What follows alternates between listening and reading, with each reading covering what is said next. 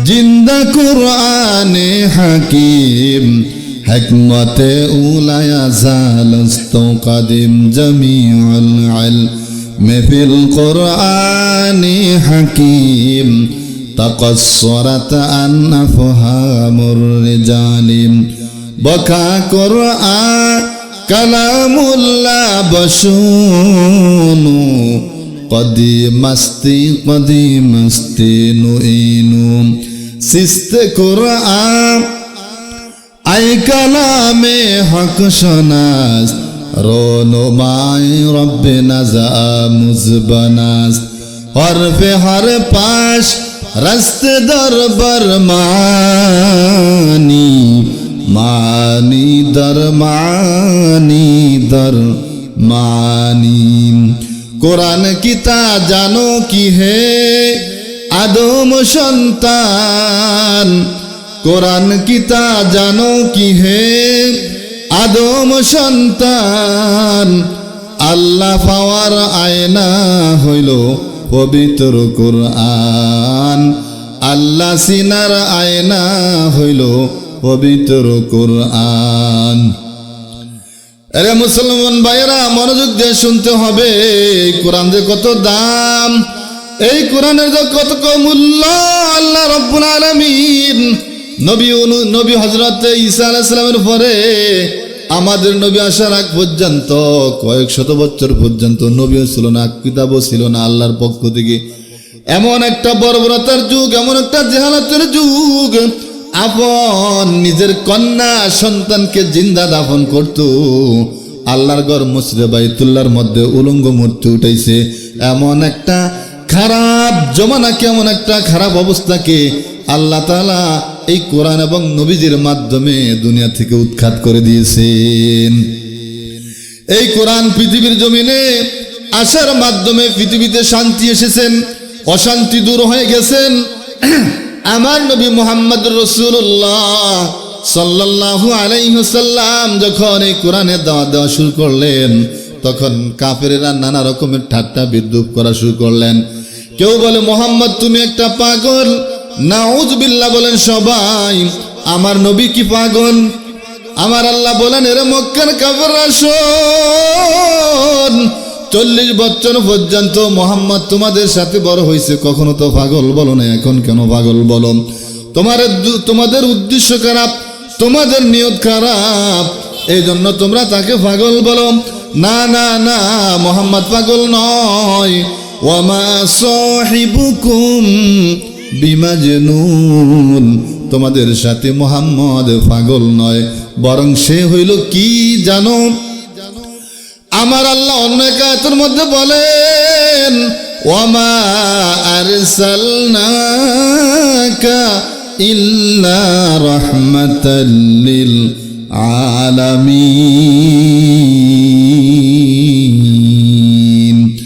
আমার রাসূল হইলেন আমার হাবিব আমার মুহাম্মদ সাল্লাল্লাহু আলাইহি ওয়াসাল্লাম মায়ার নবী দয়ার নবী এরে উম্মত পুরা পৃথিবীর জন্য আমার নবী হইলেন রহমত আমার নবী আমাদের জন্য রহমত গাছের জন্য রহমত মাছের জন্য রহমত পুরা পৃথিবীর জন্য আমার নবী রহমত এই কথা বলেছেন কে কোরআন ফরে আসেন যিনি মদিনায় কোরআন ফরে আসেন যিনি মদিনায় মোদের জন্য কান্দেন নবী রওজায় মোদের জন্য কান্দেন নবী রওজায় সেই নবীর জন্য মায়া কি তোমার লাগে না হায়রে উম্মত কোরআন কেনে শিখো না হায়রে উম্মত কোরআন কেন শিখাও না, হায়রে উম্মত ইলম কেন শিখো না। আজান শুনে আসো যারা বিছানায়, তাদের জন্য কান্দেন নবী মদিনায়, তাদের জন্য কান্দেন নবী মদিনায়। সেই নবীর জন্য মায়া কি তোমার লাগে না,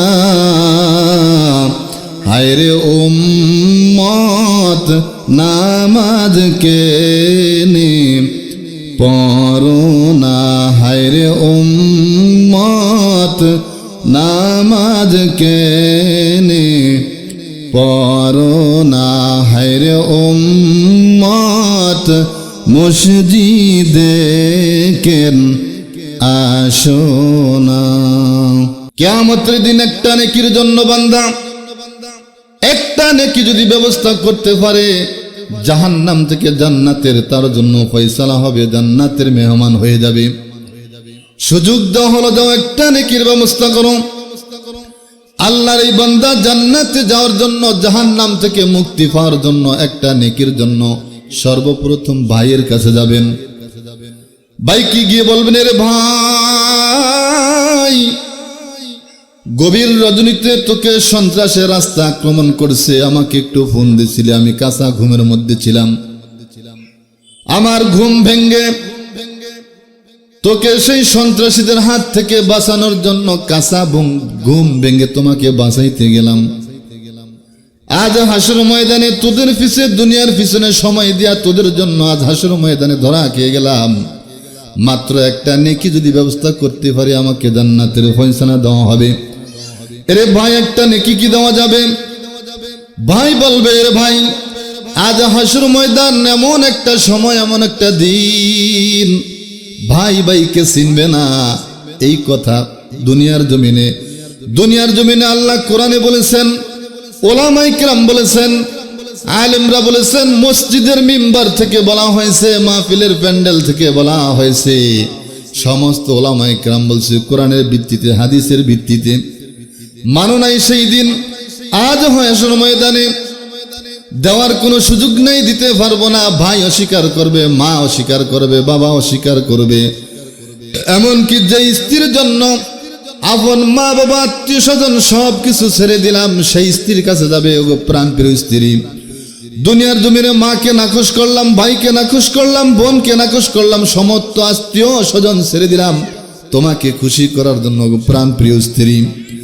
আজ হাসর ময়দানে একটা নেকির জন্য ধরা খেয়ে গেলাম, একটা নেকির জন্য ধরা খেয়ে গেলাম। একটা নেকি যদি তুমি দিতে পারো, দাও, তাহলে আমি জান্নাতের মেহমান হতে পারবো।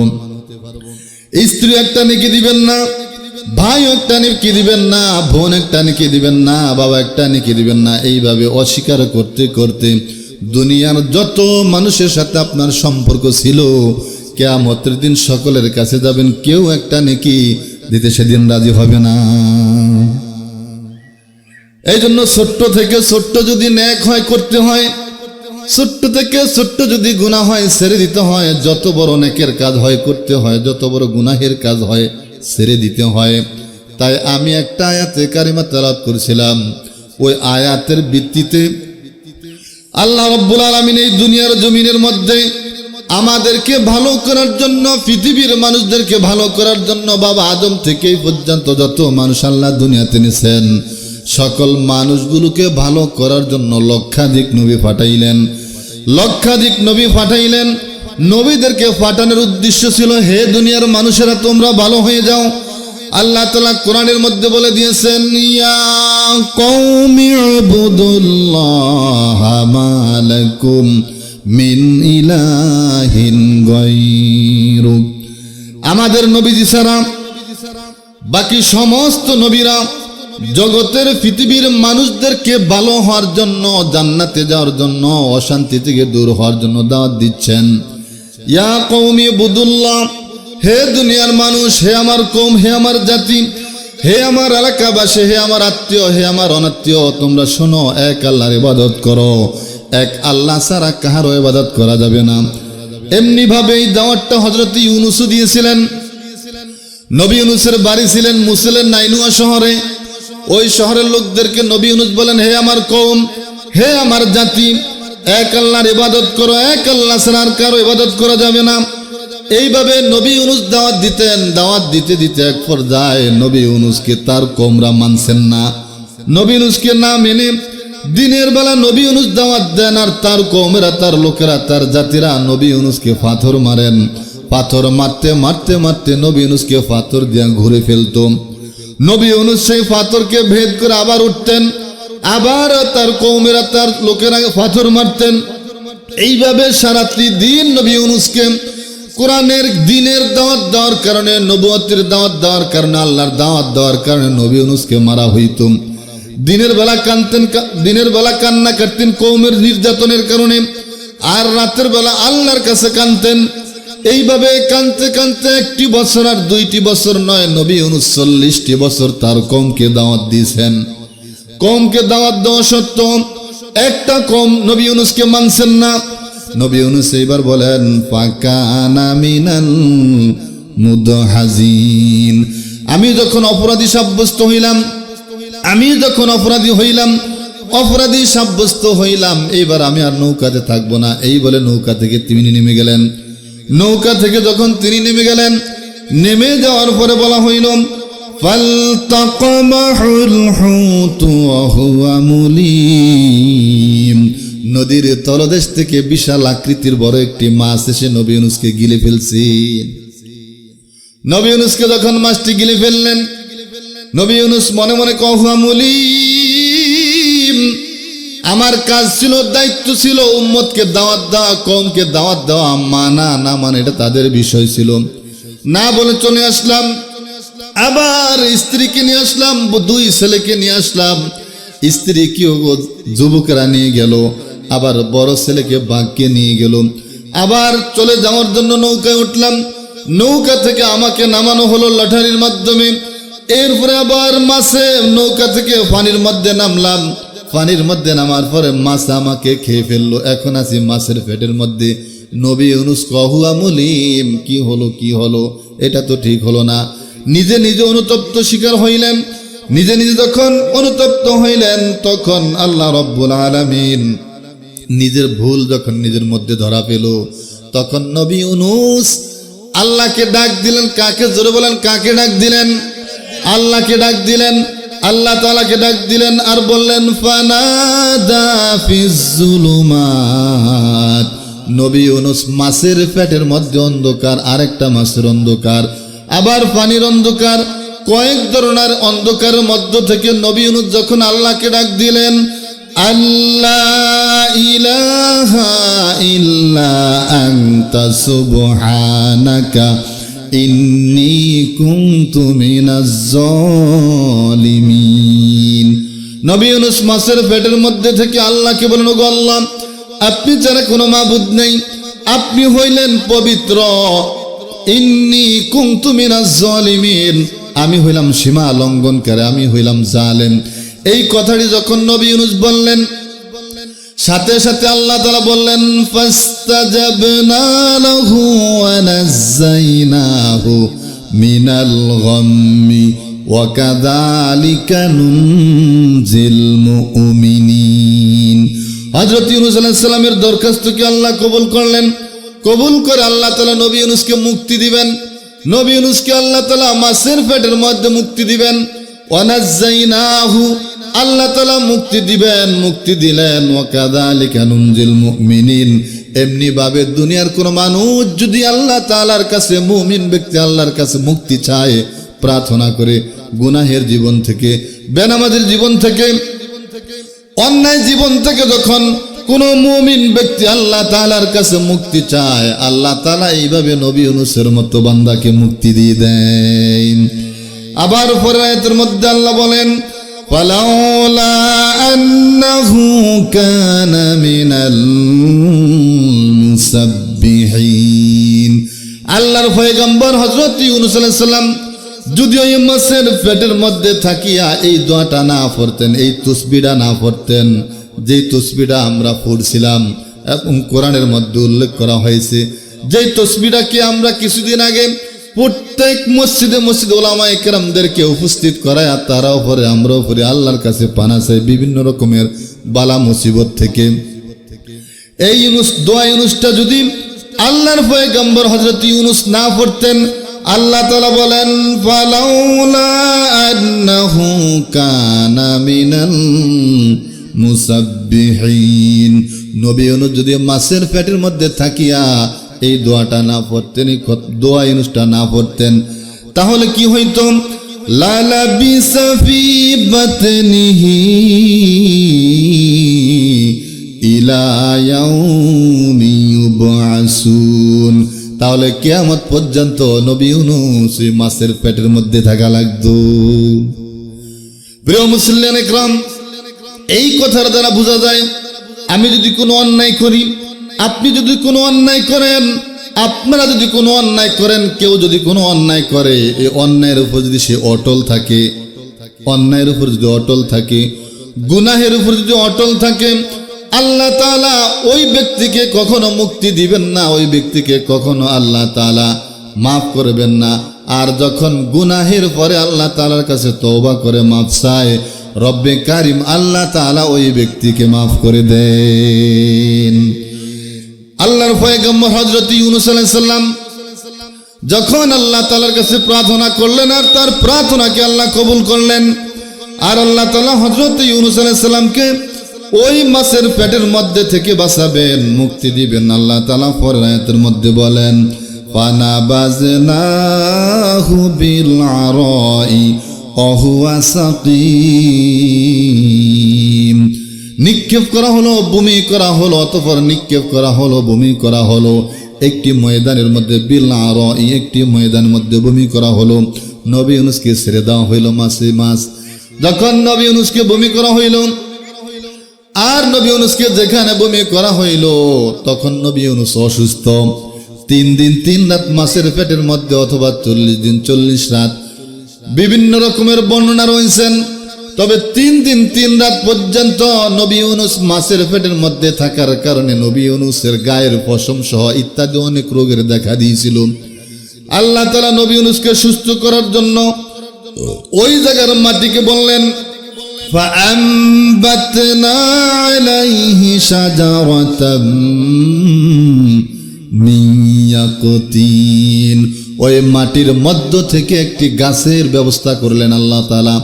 মাছকে মেসেজ করলেন, মাটিকে মেসেজ করলেন, রে মাটি, সেখান থেকে নবী ইউনূসকে সুস্থ করার জন্য গাছের ব্যবস্থা করো। সেখান থেকে গাছের ব্যবস্থা করা হলো। বিভিন্ন রকমের বর্ণনা। আপনারা একটা কথা বললে বুঝবেন, আপনারা কি সমাজের মধ্যে কদু গাছ চিনেন? কদু গাছ চিনেন? কদু গাছ একটা বর্ণনা, কদু গাছ বলা হয়েছে লতা বিশিষ্ট গাছ। এই কদু গাছ সেখান থেকে উঠানো হলো। ওই কদু গাছের মাধ্যমে রব্বে কারিম নবী ইউনূসকে সুস্থ করে দিয়েছেন। আল্লাহর পয়গম্বর নবী ইউনূসকে আল্লাহ তাআলা সুস্থ করার পরে বললেন ওয়া আরসালনাহু ইলা মিআতি আলফিন আও ইয়াজিদুন। নবী ইউনূসকে বলা হইল ওগো পয়গম্বর, না বলে চলে আসছেন। স্ত্রী হারাইলেন, 2 সন্তান হারাইলেন, মাছের পেটের মধ্যে গেলেন, অসুস্থ হইলেন, সুস্থ করলাম। এবার আপনি আপনার কওমের কাছে চলে যান। আপনি আপনার কওমের কাছে চলে যান, যেখানে 1 লক্ষ অথবা তার চেয়ে বেশি উম্মত কওম আছে, সেখানে আপনি চলে যান। অর্থাৎ যেই জায়গা থেকে আসছেন সেই জায়গায় চলে যান। আল্লাহর পয়গম্বর হযরত ইউনূস আলাইহিস সালাম আল্লাহ তাআলার কথা অনুযায়ী চলে যাচ্ছেন। কোথায়? যেখান থেকে আসলেন সেখানে চলে যাচ্ছে। যাওয়ার থেকে পিছন থেকে একজনে ডাক দেয়, ওগো পয়গম্বর নবী ইউনূস দাঁড়ান। নবী ইউনূস কয় রে মানুষ, কে আমাকে পিছন থেকে ডাকছো? 40 বছর পর্যন্ত দাওয়াত দিলাম, একটা লোক আমার কথা শুনলা না, রবকে রব বলে স্বীকার করলা না, আমাকে নবী বলে স্বীকার করলা না। এখন কে আমাকে পিছন থেকে ডাক দাও। চাইয়া দেখে কিছু যুবক নবী ইউনূসকে ডাক দিচ্ছেন। নবী ইউনূস বলেন, কেন আমাকে ডাক দিচ্ছেন? যুবকরা বলে, গো পয়গম্বর, আমরা ভুল করেছি, অন্যায় করেছি, আল্লাহর কাছে মাফ চেয়েছি, আল্লাহ তাআলা আমাদেরকে মাফ করে দিয়েছেন, আর আপনাকে আমরা নবী বলে স্বীকার করে নিলাম। নেন আপনার স্ত্রী। আমরা যুবকরা আপনার স্ত্রীকে নির্যাতন জুলুম দর্শন করার জন্য নিয়ে গেলাম, কিন্তু দর্শন করতে পারি নাই, জুলুম করতে পারি নাই, নির্যাতন করতে পারি নাই। যখনই আপনার স্ত্রীর দিকে আমরা হাত বাড়াই, আমাদের হাত অফস হয়ে যায়। যখন চোখ দিয়ে খারাপ নজর তাকায়, চক্ষু নষ্ট হয়ে যায়। যখন পা দিয়া পা বাড়াই, তার দিকে যাওয়ার জন্য পা প্যারালাইসিস হয়ে যায়। এইভাবে আপনার স্ত্রীর দিকে আমরা খারাপ নজর তাকাইলে আমাদের অন্য অন্য রোগ দেখা দেয়। আপনার স্ত্রীকে কিছু করতে পারি নাই, কোনো জুলুম করতে পারি নাই। নিয়ে যান আপনার স্ত্রীকে, আপনি নিয়ে যান। নবী ইউনূসের স্ত্রী পাইলেন। এবার আরেকটু হাঁটলেন, হাঁটতে হাঁটতে যখন কিছুক্ষণ গেলেন, পিছন থেকে একজন ডাক দিলেন, এর নবী ইউনূস, দাঁড়ান দাঁড়ান দাঁড়ান। নবী ইউনূসকে 40 বছর দাওয়াত দিলাম। ও নাইনুয়ার মানুষ শোনো, 40টি বছর পর্যন্ত দাওয়াত দিলাম, একজন মানুষ আমাকে নবী বলে স্বীকার করলা না, আমার রবকে রব বলে স্বীকার করলা না। যেই রব তোমাকে খাওয়ায়, যেই রব তোমাকে চলাফেরার করার ব্যবস্থা করে দিয়েছেন, যেই রব তোমাকে সারা পৃথিবীতে চলাফেরার ব্যবস্থা করে দিয়েছেন, যেই রব আমার সব, সেই রবকে স্বীকার করলা না। এখন কেন, কে বা কারা তোমরা আমাকে নবী বলে পিছন থেকে ডাকছো? পিছনের দিকে তাকাইয়া দেখে কিছু সংখ্যক লোক দাঁড়িয়ে রয়েছে, তার বড় সন্তানকে নিয়ে দাঁড়িয়ে রইলেন। আর বললেন, ওগো পয়গম্বর, আপনার বড় সন্তানটিকে বাগান থেকে বড় একটি বাঘ এসে খাওয়ার জন্য নিয়ে গেলেন, আপনার সন্তানকে বাঘ খাইতে পারে নাই। নেন আপনার সন্তানকে আপনি নিয়ে যান, আপনি আপনার সন্তানকে নিয়ে যান। এইভাবে স্ত্রীও পাইলেন, দোনো সন্তানও পাইলেন। পাওয়ার পর এবার নবী ইউনূস তার নাইনুয়া শহরে চলে আসলেন। আসার পরে আল্লাহ তাআলা বললেন, আল্লাহ তাআলা ওই নাইনুয়া শহরের মানুষদেরকে বললেন, অর্থাৎ নবী ইউনূস যেই দেশে বসবাস করতেন, যেই শহরে বসবাস করতেন, ওই শহরের লোকদেরকে আল্লাহ তাআলা বললেন, কি বলছেন? ফাআমানু ফামাত্তা'নাহুম ইলা হিন।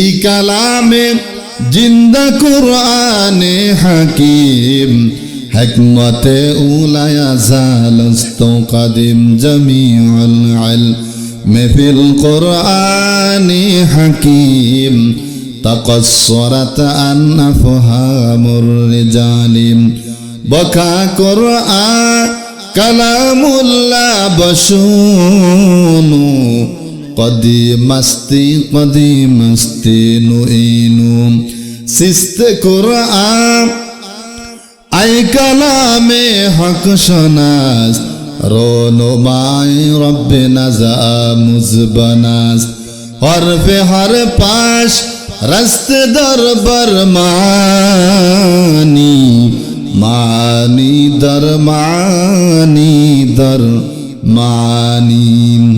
কোরআন কিতা জানো কি হে আদম সন্তান, কোরআন কিতা জানো কি হে আদম সন্তান। আল্লাহ পাওয়ার আয়না হইল পবিত্র কোরআন, আল্লাহ সিনার আয়না হইল পবিত্র কোরআন। আরে মুসলমান ভাইয়েরা, মনোযোগ দিয়ে শুনতে হবে। এই কোরআন যে কত দাম, এই কোরআনের যে কত মূল্য, আল্লাহ রাব্বুল আলামিন নবী হযরত ঈসা আলাইহিস সালামের পরে আমাদের নবী আসার আগ পর্যন্ত কয়েক শত বছর পর্যন্ত নবীও ছিল না, কিতাবও ছিল না আল্লাহর পক্ষ থেকে। এমন একটা বর্বরতার যুগ, এমন একটা জাহালাতের যুগ, আপন নিজের কন্যা সন্তানকে জিন্দা দাফন করত, আল্লাহর ঘর মসজিদে বাইতুল্লাহর মধ্যে উলঙ্গ মূর্তি উঠাইছে। এমন একটা খারাপ জমানাকে, এমন একটা খারাপ অবস্থাকে আল্লাহ তাআলা এই কোরআন এবং নবীজির মাধ্যমে দুনিয়া থেকে উৎখাত করে দিয়েছেন। এই কোরআন পৃথিবীর জমিনে আসার মাধ্যমে পৃথিবীতে শান্তি এসেছেন, অশান্তি দূর হয়ে গেছেন। আমার নবী মুহাম্মদুর রাসূলুল্লাহ সাল্লাল্লাহু আলাইহি ওয়াসাল্লাম যখন এই কোরআনের দাওয়াত দেওয়া শুরু করলেন, তখন কাফেরেরা নানা রকমের ঠাট্টা বিদ্রূপ করা শুরু করলেন। কেউ বলে মুহাম্মদ তুমি একটা পাগল, নাউযুবিল্লাহ বলেন সবাই। আমার নবী কি পাগল? আমার আল্লাহ বলেন, এর মক্কার কাফেররা শোন, 40 বছর পর্যন্ত মোহাম্মদ তোমাদের সাথে বড় হয়েছে, কখনো তো পাগল বলো না, এখন কেন পাগল বলো? তোমাদের উদ্দেশ্য খারাপ, তোমাদের নিয়ত খারাপ, এই জন্য তোমরা তাকে পাগল বলো। না না না, মোহাম্মদ পাগল নয়। ওয়ামা সাহিবুকুম বিমাজনুন, তোমাদের সাথে মোহাম্মদ পাগল নয়, বরং সে হইল কি জানো? আমার আল্লাহ অন্য এক আয়াতের মধ্যে বলেন, ওয়ামা আরসালনাকা ইল্লা রাহমাতাল লিল আলামিন। আমার রাসূল হইলেন আমার হাবিব, আমার মুহাম্মদ সাল্লাল্লাহু আলাইহি ওয়াসাল্লাম, মায়ার নবী, দয়ার নবী। এর উম্মত পুরা পৃথিবীর জন্য আমার নবী হইলেন রহমত। আমার নবী আমাদের জন্য রহমত, গাছের জন্য রহমত, মাছের জন্য রহমত, পুরা পৃথিবীর জন্য আমার নবী রহমত। এই কথা বলেছেন কে? আরো জোরে বলেন, এই কথা কে বলেছেন? আমার আল্লাহ সত্য বলছেন কিনা, না মিথ্যা বলছেন? নাউযুবিল্লাহ। এরে কাসিয়ার মুসলমান, মনোযোগ দিয়ে শুনতে হবে। আমার আল্লাহ যখন আমার নবীকে দুনিয়ার জমিনে পাঠান, সমস্ত অন্যায় দূর হয়ে গেছে, সমস্ত রহমত বরকত নাজিল হওয়া শুরু হয়েছে। এই জন্য আমার নবী সব কিছুর জন্য রহমত। এর মক্কার কাফেররা শোন, তোরা যতই পাগল বলস, না না মুহাম্মদ পাগল নয়। মুহাম্মদ হইলে আমি আল্লাহর পক্ষ থেকে একজন প্রেরিত রাসূল, তোমাদের জন্য পথ প্রদর্শক। আবার কাফেররা বলে, মুহাম্মদ যদি পাগল না হয় তাহলে মুহাম্মদ একজন কবি, সেই কবিতা বানায় বানায় কোরআনের নামে আমাদের ধর্মের লোকদেরকে, আমাদের এলাকার লোকদের, আমাদের মক্কার লোকদেরকে কবিতা কয়া কয়া, সুন্দর সুন্দর কবিতা কয়া কয়া তার দলের দিকে নিয়ে যায়। আমার আল্লাহ বলেন, না না না, মুহাম্মদ কবি নয়, আমি তাকে কবি বানাই নাই, সে কবি নয়। বরং আমার আল্লাহ বলেন, ওমা হুয়া বিকৌলি শাইর, না না না, মুহাম্মদ কবি নয়। মুহাম্মদ হলেন তোমাদের জন্য একজন রহমত, পুরা পৃথিবীর জন্য রহমত। আমি আল্লাহর পক্ষ থেকে তিনি একজন পয়গাম্বর, তিনি কবি নয়। আবার কাফেররা কয়, মুহাম্মদ যদি কবি না হয় তাহলে মুহাম্মদ একজন জাদুঘর, জাদু দিয়া দিয়া আমাদের ধর্মের লোকদেরকে তার ধর্মের দিকে নিয়ে যায়। আমার আল্লাহ বলেন, না না না, মুহাম্মদ জাদুঘর নয়। ওয়ালা বিকৌলি কাহিন, না না না, মুহাম্মদ জাদুঘর নয়, আমি তাকে জাদু বানাই নাই। বরং আমি আল্লাহ তাআলা মুহাম্মদুর রাসূলুল্লাহ সাল্লাল্লাহু আলাইহি ওয়াসাল্লামকে আমার পক্ষ থেকে পয়গম্বর হিসাবে দুনিয়াতে পাঠাইলাম। আবার অন্য বিভিন্ন আর কাফেররা বলা বলি কয়, মুহাম্মদ যদি পাগল না হয়, গণক না হয়, জাদুকর না হয়, কবিও না হয়, তাহলে মুহাম্মদ নিজের নামে কোরআন, আল্লাহর মুহাম্মদ নিজের নামে কোরআন নামে চালিয়ে দেন। মুহাম্মদ নিজের কণ্ঠ দিয়া, নিজের হাত দিয়া কোরআন নামে চালিয়ে দেন। আমার আল্লাহ বলেন, না রে না, ওয়ালাউ তাকাওয়ালা আলাইনা বাদাল আকাবিল, না, মুহাম্মদ নিজের নাম যদি কণ্ঠ দিয়ে চালিয়ে দিতেন, হাত দিয়ে যদি লিখে দিতেন, আমি মুহাম্মদের কণ্ঠকে চেপে ধরতাম, হাতকে কেটে ফেলে দিতাম। না, মুহাম্মদ এটা বানে বলে না, বানেও লিখে না, বরং এইটা হইল মহান আল্লাহ তাআলার মুখের কথা। এইবার কাফেররা কয়, তাহলে বুঝলাম, এতই যদি হয় তাহলে এই কোরআন এতদিন কোথায় ছিল এবং কে নাজিল করলো? যে আল্লাহর দোহাই দাও, এই কোরআন এতদিন কোথায় ছিল? আমার আল্লাহ বলেন, এর উম্মত শোন, এর কাফিররা শোন, বাল হুয়া কুরআনুম মাজিদুন ফি লাউহিম মাহফুজ। এই কোরআন এতদিন পর্যন্ত আল্লাহ তাআলার একটা সংরক্ষিত জায়গা, যেটার নাম লৌহে মাহফুজ, সেখানে ছিল। আবার বলা হয়, আল্লাহ তাআলা আবার অন্য এক আয়াতের মধ্যে বলেন, মা ইয়ানতিকু আনিল হাওয়া ইন হুয়া ইল্লা ওয়াহয়ুন ইউহা। এই কোরআন হইল এমন এক কোরআন, আমি বানে বলি না, আমার আল্লাহ হযরতে জিবরাইলকে বলেন, আর জিবরাইল এসে আমি মুহাম্মদকে বলেন, সেই কথাটাই আমি তোমাদেরকে বলি। অর্থাৎ আমাদের নবীজি মক্কার পাশে খাদিজার ঘরে বসা, মক্কার পাশে খাদিজার ঘরে থাকতেন, বসবাস করতেন। নবীজি হযরতে খাদিজাকে বলেন, ওগো খাদিজা, আমার কেন জানি একটু একা একা চলতে মন চায়, নীরবতা অবলম্বন করতে মন চায়, মনে হয় একটু ফাঁকা ফাঁকা চলি। খাদিজা বলেন, একা একা যদি চলতে মন চায় চলতে পারেন।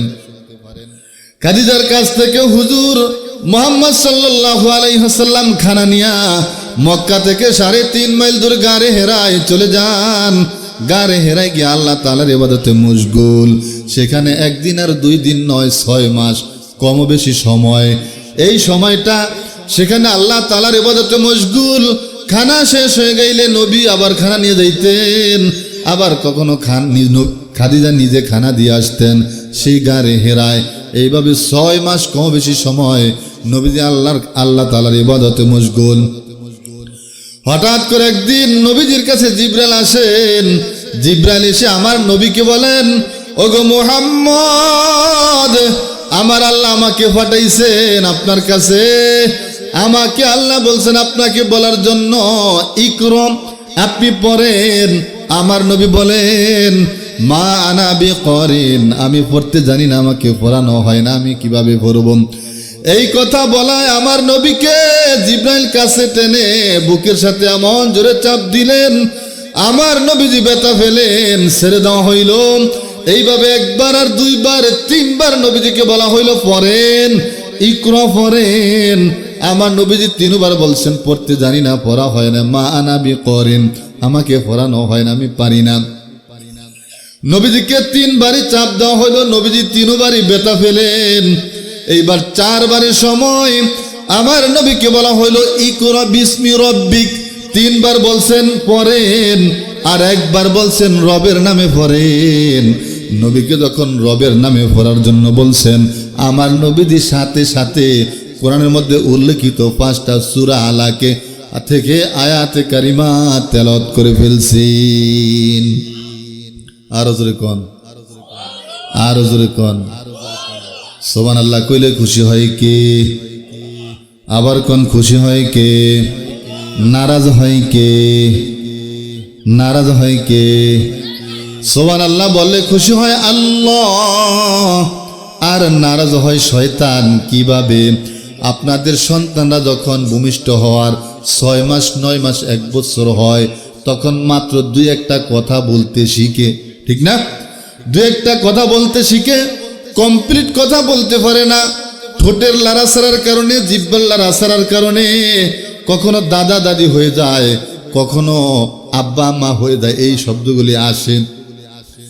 আর যখন বাবা কাছে থাকে অথবা মা কাছে থাকে, আর যখন বলে ফেলে আব্বা, দাদা, মা, এই শব্দগুলি যখন বলে, তখন দাদার মন খুশি হয়ে যায়, অন্তর খুশি হয়ে যায়, অথবা মায়ের মন খুশি হয়ে যায়, অথবা বাবার মন খুশি হয়ে যায়। ডাক দেয় একজন আরেকজনকে, ডাক দেয়, শোনো শোনো শোনো, তোমার ভোলা তো আব্বা বলতে পারে, আম্মা বলতে পারে। নবজাতক সন্তান, আদরের সন্তান, সন্তানের মুখে মা শোনার জন্য মায়ের সমস্ত কাজ ফালাইয়া জলদি করে চলে আসছেন। এইবার এসে দেখে সন্তানটা কিছু বলে না, তার মতো সে খেলাধুলা করছে।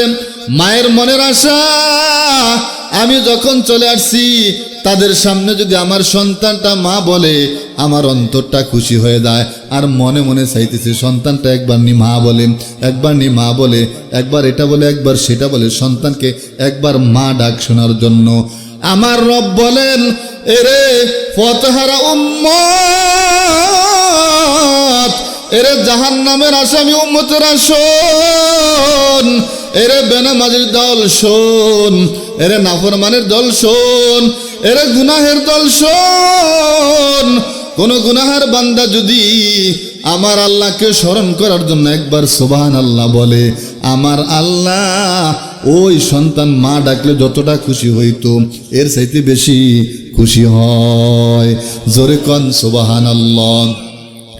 এইভাবে আল্লাহর পথহারা বান্দা জাহান্নামের আসামি, দুনিয়ার ভুক্তভোগী বান্দা যখন আল্লাহকে চেনে না, নবীকে চেনে না, এই ধরনের কোন মানুষ যখন একবার মুখ দিয়ে সুবহানাল্লাহ বলে, আল্লাহ তার ডাকে সাড়া দেয়। আল্লাহ চান, আল্লাহ চান এরে ফতহারা বান্দা, আমি আল্লাহকে ডাক দিছো, আবার ডাক দাও, আমি তোর ডাকে সাড়া দিব। এইভাবে আল্লাহ তাআলার রহমত, মায়া, মহব্বত, ভালোবাসা, করুণা আল্লাহর বান্দার দিকে চাইয়া থাকে। বান্দা যখন সুবহানাল্লাহ বলেন, তখন এতটুকু আল্লাহর সাথে মহব্বত হয়। আল্লাহ বলেন, দেখি আবার ডাক দেয় কিনা, আবার আমাকে ডাক দেয় কিনা। এইভাবে আল্লাহ আশায় থাকেন। বান্দা যখন সুবহানাল্লাহর পরে আলহামদুলিল্লাহ বলে, আল্লাহ তাআলার রহমত, মায়া, মহব্বত, ভালোবাসা, করুণা বান্দার দিকে আর একটু আসে। বান্দা যখন আল্লাহ তাআলাকে আল্লাহু আকবার বলে, আল্লাহ তাআলা বান্দার ডাকে সাড়া দেয়।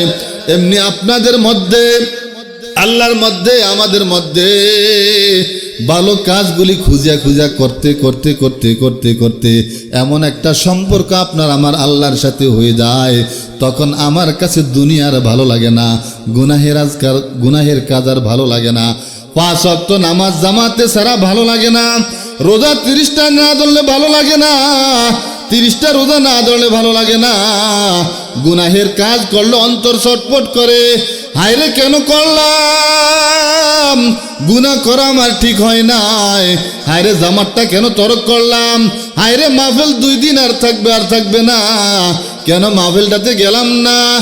আর যদি আপনার আমার জীবনটা গুনাহ দ্বারা ভরা থাকে আর আপনি ওই গুনাহের সাথে লিপ্ত থাকেন, একটা গুনার কারণে অন্তর একটা দাগ হয়, অন্তর একটা জম ধরে, আরেকটা গুনার কাজ করেন জম ধরে, আরেকটা গুনার কাজ করেন জম ধরে।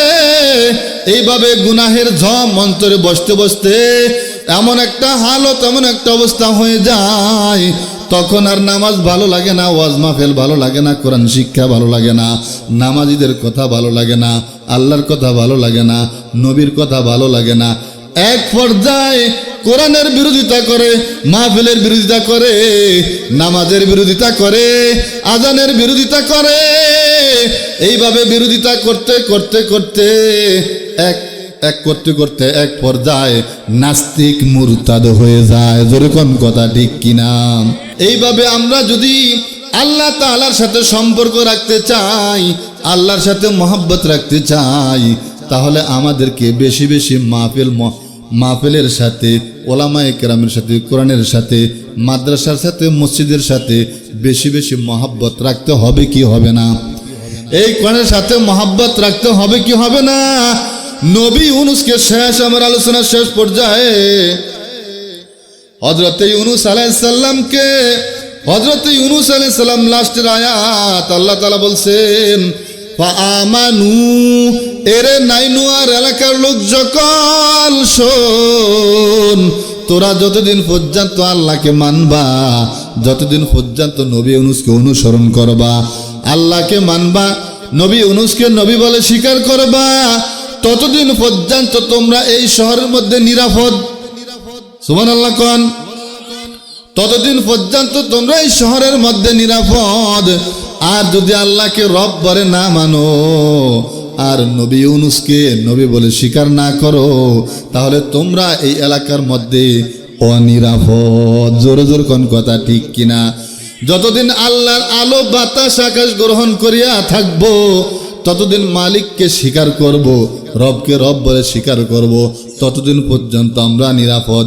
আর যদি রবকে রব বলে স্বীকার না করি, তাহলে আমরা হইলাম অনিরাপদ। মুহাম্মদ রাসূলুল্লাহ সাল্লাল্লাহু আলাইহি ওয়াসাল্লামকে কাফিররা নানা রকমের প্রশ্ন করেন। প্রশ্ন করার এক পর্যায়ে আমার নবীকে বলেন, আরে মুহাম্মদ, তুমি আল্লাহর কোরআনের দোহাই দিয়া নিজের নামে বানায় বানায় কোরআন কও। আমার আল্লাহ বলেন, না না, মুহাম্মদ বানিয়ে কোরআন কয় না। আর যদি মুহাম্মদ বানিয়েই কোরআন কয়ে থাকে, তাহলে তোদেরকে চ্যালেঞ্জ শুরু দিলাম, হে কাফিররা শোন, সূরা বনী ইসরাইল 88 নম্বর আয়াত। আমার আল্লাহ বলেন, قُلْ لَئِنِ اجْتَمَعَتِ الْإِنسُ وَالْجِنُّ عَلَى أَن يَأْتُوا بِمِثْلِ هَذَا الْقُرْآنِ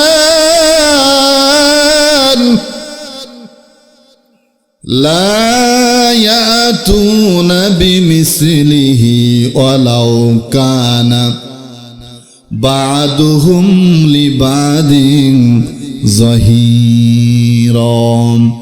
এরা মক্কার কাফেররা শোন, যারা বলস মুহাম্মদ বানিয়ে কোরআন কয়, তোদেরকে চ্যালেঞ্জ দিলাম, পুরা কোরআন শরীফের মধ্যে একটা কোরআন শরীফ বানিয়ে দেখাও। পুরা কোরআন শরীফের মতো একটা কোরআন শরীফ বানিয়ে দেখাও। আপনারা বলেন, পুরা কোরআন শরীফ কয় পারা?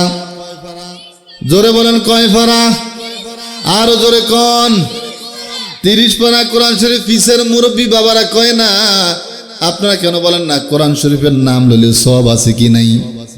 জোরে কন। কোরআন শরীফের নাম মুখে উচ্চারণ করলে সব আছে কি নাই? এই কোরআন এত দামি কোরআন, বলতে গেলে অনেক কথা, সময় কম, বলতে পারছি না। কোরআনের কত দাম, কোরআনের কত মূল্য। আমার আল্লাহ তাআলার মুখের কালাম। আল্লাহর এই পৃথিবীতে 104 খানা কিতাব আল্লাহ তাআলা পাঠাইলেন। 104 খানা কিতাবের মধ্যে বড় বড় 4 খানা কিতাব, তাওরাত, জাবুর, ইনজিল, কুরআন। এই বাকি 103 খানা কিতাবের নাম বলা হইল কিতাবুল্লাহ, আল্লাহর কিতাব। আর কোরআনকে বলা হয়েছে কালামুল্লাহ। জোরে কন সুবহানাল্লাহ।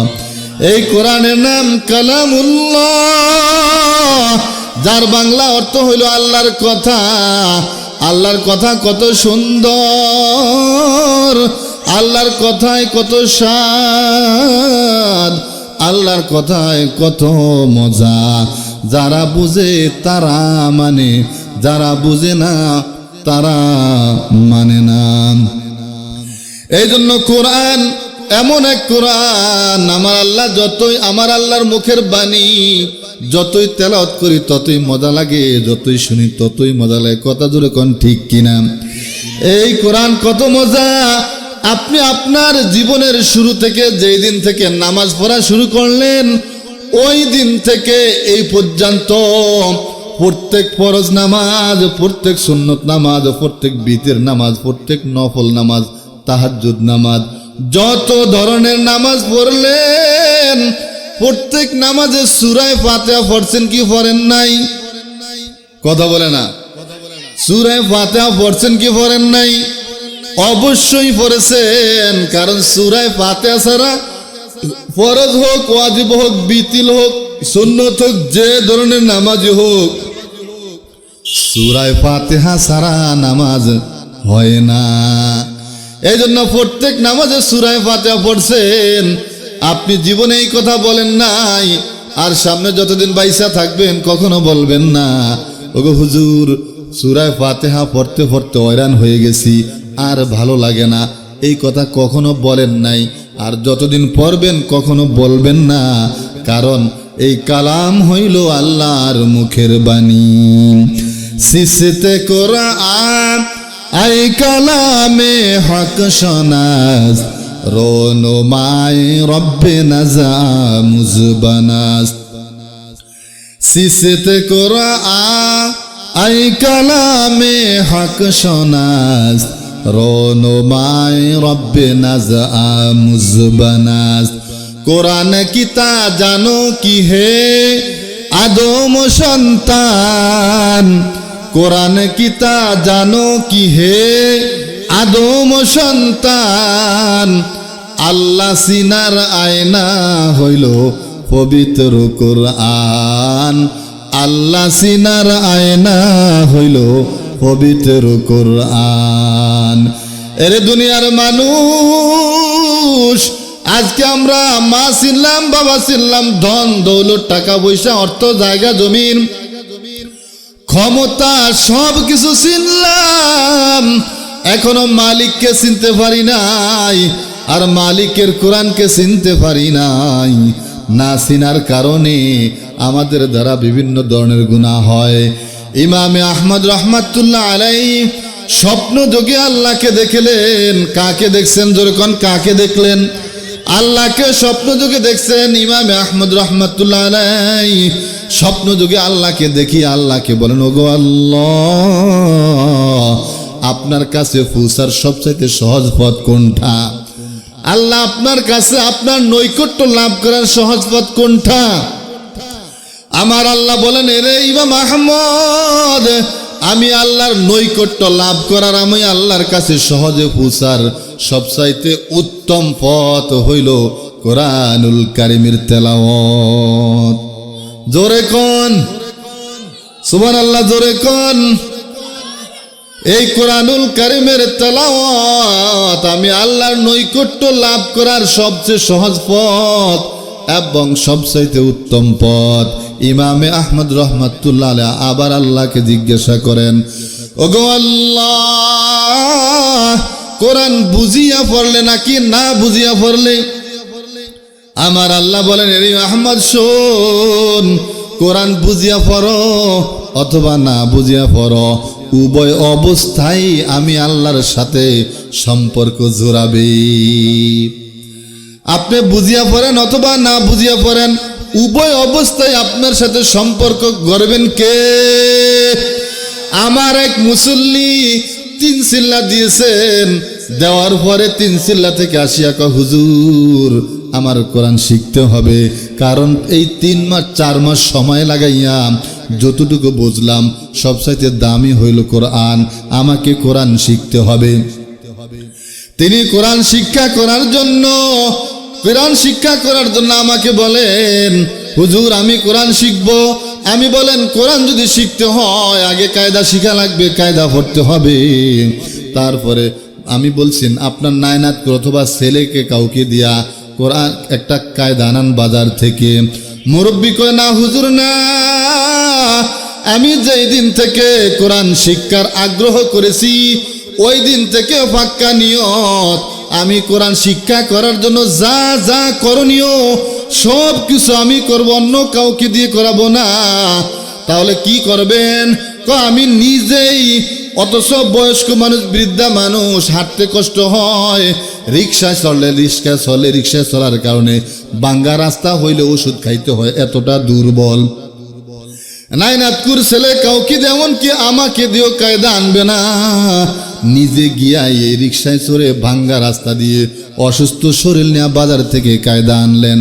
আসার পর আমি জিজ্ঞাসা করলাম, এ ভাই আপনি কেন এমনটা করলেন? আমি তো সবসময় মাদ্রাসায় আনতে পারি। কয়, হুজুর যেই দিন থেকে নিয়ত করেছি কোরআন শিখব, ওই দিন থেকে নিয়ত করেছি যত যা কোরআন শিক্ষা করার জন্য করতে হয় সব কিছু আমি করব। কেন আপনি করবেন? বলে, হুজুর কোরআন শিক্ষা করার জন্য কায়দা কেনার যখন বাজারে রওনা করলাম, আর এই বাজারে রওনা করার পথে যদি আমি ইন্তেকাল হইতাম, আর আমার আল্লাহ যদি আমাকে জিজ্ঞাসা করতেন, এরে মুস্তাফিজ সব কিছু দুনিয়ার জায়গা জমিন টাকা পয়সা সব বুঝলি, চিনলি, স্ত্রী চিনলি, পরিবার চিনলি, জায়গা জমিন ক্ষমতা সব কিছু চিনলি, আর আমি আল্লাহকে চিনার জন্য কি করলি? পুরা বয়সটা তো খায়াই ফেললাম। এখন কোরআন শিক্ষার বুঝ আমার আসছে, কোরআন শিক্ষা করার জন্য কায়দা কিনতে গিয়ে যদি বাজারে যাই আর প্রতিমধ্যে যদি মারা যায়, আমি আমার আল্লাহকে বলতে পারবো, ওগো আল্লাহ, তোমার কোরআন শিখার জন্য আমি মারা গেছি, আমাকে যদি জাহান্নামে দাও আল্লাহ কোনো আপত্তি নাই, আবার জান্নাতে যদি দাও তো আমি বলতে পারবো কোরআনের বিনিময়ে, কোরআনের মাধ্যমে আমি জান্নাতের মালিক হইলাম। এই আশা আকাঙ্ক্ষা নিয়ে তিনি কায়দা কিনে আনলেন।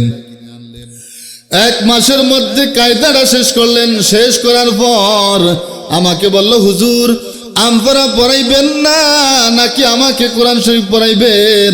আমি বলি, কোরআন শরীফ আর আমপারা দোঁড়া একটার মধ্যেই থাকে। আপনি যেহেতু বয় বিরুদ্ধ মানুষ আর যেহেতু মনের ভিতরে অনেক আশা আকাঙ্ক্ষা, তাহলে আপনি আমপারা নয় কোরআন শরীফই লন, কোরআন শরীফটা হাতে নিবেন। কারণ আমরা বুজুর্গদের অনেক ওয়াকিয়া শুনেছি, কোরআন পড়তে পারতো না, কিন্তু কোরআনের মোহাব্বত ভালোবাসা আজমত মনের মধ্যে ধারণ করিয়া সকাল এবং সন্ধ্যা কোরআন শরীফ পারতো না, কিন্তু কোরআনের সাথে হাত ঘুরাইতো, প্রত্যেকটা আয়াতের লাইলে লাইনে হাত ঘুরাইতো। এই জন্য বলছি বাবা, আমপারার দরকার নাই, কোরআন শরীফ নিয়ে আসেন। কোরআন শরীফ নিয়ে আসলেন। সর্বপ্রথম সূরা ফাতিহাটা বানান করে পড়াইলাম, এরপরে সূরা আল বাকারা থেকে কিছু আয়াত পড়াইলাম। এমন অসুস্থ হয়ে গেলেন, আল্লাহর বান্দার ইন্তেকাল হয়ে গেল। আল্লাহর বান্দার ইন্তেকাল হয়ে গেল।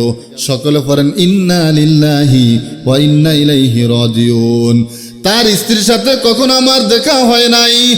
1 মাস পর আসলেন, এসে আমাকে বলছেন, হুজুর আপনার সাথে কখনো কথা বলি নাই দীর্ঘদিন পর্যন্ত, কিন্তু আমাদের সমাজে দেখবেন গ্রাম্য মহিলার যখন কোনো স্বপ্ন দেখে ইমাম সাহেবকে বলে, অথবা মুসল্লিরা কোনো স্বপ্ন দেখলে ইমাম সাহেবকে বলে, তেমনি ভাবে ওই মহিলা আমাকে বললেন, হুজুর আমি একটা স্বপ্ন দেখেছি, স্বপ্নের আগা মাথার লেজ লেঙ্গুর কিছুই বুঝি না, আপনি কি আমাকে স্বপ্নের ব্যাখ্যাটা দিবেন?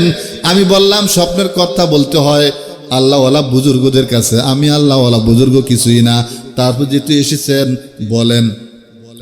বৃদ্ধা মহিলা আমাকে বলে, হুজুর আমার স্বামী ইন্তেকাল করছে 1 মাস আগে, কখন আমি তাকে দেখি নাই, গত রাতে স্বপ্নে দেখলাম আল্লাহ তাআলা তাদেরকে ছোট ছোট পোলাপাইনের সাথে সুন্দর সাদা পাঞ্জাবি, সাদা টুপি, সাদা পাগড়ি আলা পোলাপাইনের সাথে আমার এই বৃদ্ধা মুস্তাফির স্বামীকে আল্লাহ তাআলা জান্নাতের মধ্যে ঘুরাইতেছেন।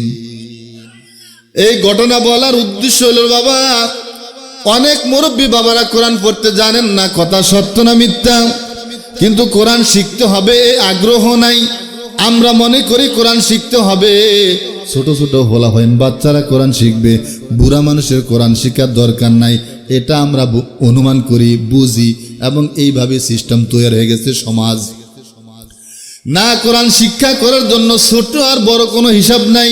কোরআন শিক্ষা করা ফরজ। এই ফরজ করছেন কে? আমার রাসূল বলেন, কোন আলিমান, আলেম হও, তার মানে কোরআন শিখো, কোরআনের জ্ঞান অর্জন করো। আও মুতাআল্লিমান, কোরআনের জ্ঞান অর্জন করতে পারো নাই, কোরআনের ছাত্র হও, আলেমের ছাত্র হও। অসংখ্য গণিত হাদিস কোরআনের ফজিলত সম্পর্কে আমি সেদিকে যাচ্ছি না রে বাবা। সাহাবায়ে কেরাম রাদিয়াল্লাহু তাআলা আনহুম আজমাইন এই কোরআনের সফাইয়া হযরত আবু বকর সিদ্দিক রাদিয়াল্লাহু তাআলা আনহু জান্নাতের মেহমান হইছেন, হযরত ওমর জান্নাতের মেহমান হইছেন, অসংখ্য অগণিত সাহাবায়ে কেরাম জান্নাতের মেহমান হইছেন। এই কোরআন যে পড়বে সে দামি হয়ে যাবে। দাম বাড়িয়ে দিবেন কে? এই জন্য কোরআনের সাথে সম্পর্ক রাখবেন নি, কথা বলেন, কোরআনের সাথে সম্পর্ক রাখবেন। আল্লাহ তাআলা আমাদের সকলকে কোরআনের সাথে মহব্বত রাখার তৌফিক দান করেন।